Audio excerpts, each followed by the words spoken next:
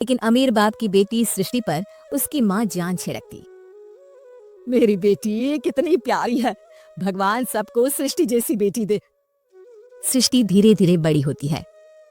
एक दिन सृष्टि की सहेली कहती है, तू दिखने में कितनी अजीब सी है, लेकिन मैं जानती हूँ हम सब में सबसे अच्छी शादी तो तेरी ही होगी। तेरे पापा अमीर जो हैं। और बता नहीं सकते यार, दहेज तो हर कोई देता है, ये क्या ज्यादा ले जाएगी अपने पति के लिए? अरे बड़े शहर में कोठी है इसके पापा की। अरे पापा की है ना, कौन सी इसकी है? इसकी होती तब तो कोई भी लड़का इससे शादी कर लेता। अरे पापा की मतलब पापा की है तो मेरी ही है ना। किसने कहा? अब तेरी तो तब होगी ना जब तेरा भाई ना हो। वैसे भी शादी के बाद सारी प्रॉपर्टी भाई के नाम होती है। सृष्टि समझ जाती है कि उसे किसी भी हालत में माँ बाप की सारी प्रॉपर्टी को अपने नाम करना है, लेकिन कैसे? एक दिन सृष्टि का भाई शीनू कहता है, बहन क्या कर रही है? तुझसे एक बात करनी है। अरे हाँ हाँ करना, मैं तो तेरी बहन हूँ। बहन मेरी लाइफ में ना एक लड़की है, बहुत अच्छी है। मैं सोच रहा हूँ माँ और पापा से बात करूँ शादी के लिए। सृष्टि को समझ में आ जाता है कि भाई की शादी होते ही भाभी उसे एक दिन भी घर में बर्दाश्त नहीं करेगी। क्या बात है भाई, बताना कौन है वो? यार वो बहुत अच्छी लड़की है, पढ़ी लिखी है, मेरे साथ जॉब भी करती है। बस एक प्रॉब्लम है। हाँ प्रॉब्लम? क्या प्रॉब्लम है भाई? यार वो शादीशुदा है, लेकिन उसके पति ने उसे सिर्फ इसलिए छोड़ दिया क्योंकि उसके माँ बाप दहेज नहीं दे पाए। सृष्टि ये सुनकर न जाने क्यों खुश हो जाती है। अरे भाई तो क्या हुआ, लड़की तुझे तो पसंद है ना? शीनू को लगता है कि बहन उसे समझ रही है। वो इस बात से अनजान होता है कि उसकी बहन की मंशा पूरा घर हड़पने की है। सृष्टि अपनी माँ से कहती है, मम्मी मुझे तो बहुत चिंता है, पता है शीनू क्या कर रहा है? अरे क्या कर रहा है, वो तो काम पर जाता है और वापस घर आता है। नहीं ना माँ, वो यही तो नहीं कर रहा, बाकी सब कर रहा है।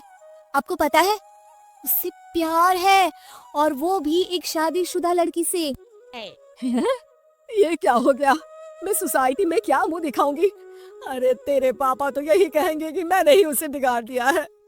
माँ देखो, मेरी बात मानो, पापा पर भी विश्वास करने की जरूरत नहीं है। अब आप ही बताओ, पापा इतनी देर घर के बाहर रहते हैं क्यों, बोलो? अरे बेटा वो तो नौकरी करते हैं ना। तू बहुत भोली है माँ, पापा का ऑफिस तो 7 बजे खत्म हो जाता है, लेकिन देखो कितनी देर से आते हैं। अरे नहीं नहीं बेटा, ऐसी कोई बात नहीं है। सृष्टि माँ को एक औरत से बात करते पिता की फोटो दिखाती है। देखो माँ कैसे हैं पापा, मैं ना कहती थी कि पापा सही नहीं है। मैं तेरे पापा से बात करूंगी, दे फोटो मुझे। ओ माँ, वो तो डिलीट हो गई। लेकिन चल, तूने तो देख लिया ना, पापा से बाद में बात कर लेना। और हाँ, मेरा नाम बिल्कुल मत लेना, हाँ माँ। अब क्या था, सृष्टि की माँ और पिता के बीच झगड़ा होना शुरू हो जाता है। सृष्टि के मन में क्या चल रहा था कोई नहीं जानता था। एक दिन, माँ सृष्टि के लिए एक लड़का देखा है, वो लोग शाम को उसे देखने आने वाले हैं। और हाँ माँ, एक खुशखबरी, मैं और पापा मिलकर एक नया बिजनेस ट्राई कर रहे हैं। शाम को लड़का आता है, सांवले रंग का। सृष्टि को तो बिल्कुल भी पसंद नहीं आता। लड़की की माँ कहती है, लड़की का चेहरा तो कोई खास नहीं, लेकिन अगर मेरे बेटे को आप लोग सेटल कर दें तो मैं उसकी शादी आपकी बेटी से करवा दूं। सृष्टि को लड़का बिल्कुल पसंद नहीं था। उससे भाई पर गुस्सा आ जाता है। लड़के वालों के जाने के बाद कहती है, माँ देखा, शीनू मेरे लिए कैसा लड़का लेकर आया, न दिखाने लायक न सुनने लायक, सेटल भी नहीं, वो भी हम करे। अरे माँ मैं जानती हूँ ये मेरी शादी किसी भी घर में क्यों करवाना चाहता है। अरे कैसी बात कर रही है बहन, तूने तो देखा ना, लड़के को मैंने ही मना कर दिया तुझसे शादी के लिए। जिसने लड़का बताया था उसने उसकी बहुत तारीफ की थी। बात आई गई हो जाती है, लेकिन सृष्टि का मन शांत नहीं होता। क्या करूँ कुछ समझ में नहीं आ रहा। मेरी शादी हो गई तो ये लोग पूरी प्रॉपर्टी शीनू के नाम कर देंगे, मेरे हाथ तो कुछ लगेगा ही नहीं। तभी सृष्टि को आइडिया आता है। वो किसी वकील को फोन करती है।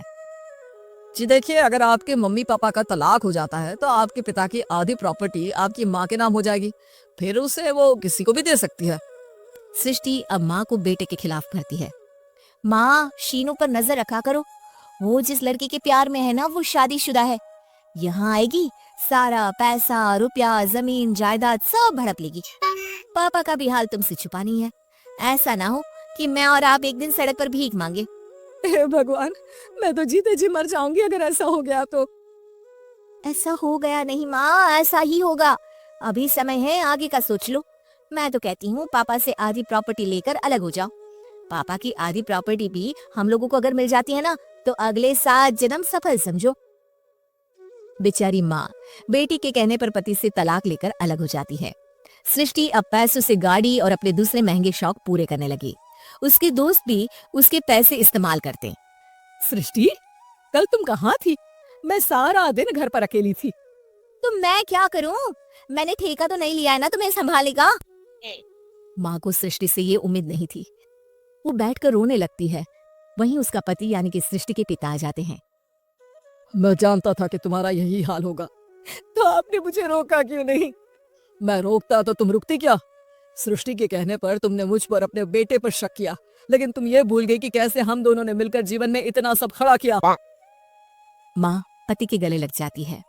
मुझे माफ कर दीजिए, मैंने आपकी कमाई का एक बड़ा हिस्सा गवा दिया। कोई बात नहीं, तुम साथ हो तो मैं ऐसी 7 प्रॉपर्टी खड़ी कर दूंगा। तभी वहाँ सृष्टि आ जाती है रोते हुए। माँ, मयंक ने मुझे छोड़ दिया।